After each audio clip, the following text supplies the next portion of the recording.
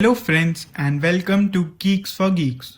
In this video, we will see how to print some triangle of an array. Let's understand the problem statement with an example. Given an array, write a program to construct a triangle where last row contains elements of the same array.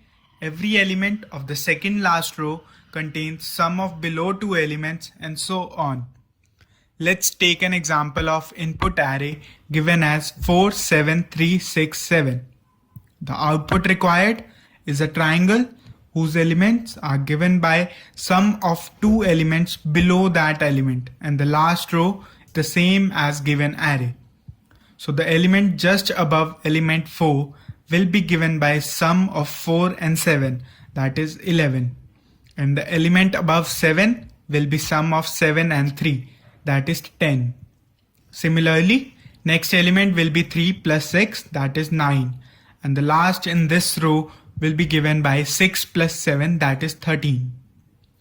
Please note that each subsequent row from below will have one element less than previous row, as there can be only n-1 adjacent pairs of series of n elements. The next row will look like 11 plus 10 is equal to 21. 10 plus 9 is equal to 19 and 9 plus 13 is equal to 22.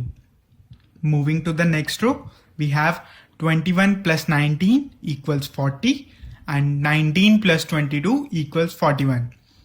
Last element of the first row will be 40 plus 41, that is 81. Hence we have the complete triangle, which is the output required. From example, we observe a fashion to define an element of this triangle as tri of ij element is equal to tri I plus 1 j plus tri of I plus 1 and j plus 1. Solution for the given problem will be a 2D auxiliary matrix which will be built in a bottom-up manner, such that each ij element is defined as the sum of I plus 1, j and I plus 1, j plus 1th element. Let's walk through the C++ implementation of the function of given solution. Void print triangle is the required function, which takes array and its size as input. First we initialize the output 2D array try as 0 for each element. This part of code initialize the last row of the output matrix as the given array, as you can see in the adjacent figure. Let's move forward in the code. Let's start to fill other rows in a bottom-up manner.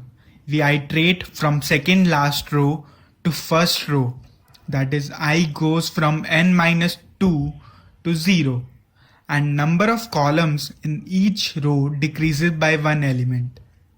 Last row will have n elements and n-1th row has n-1 column.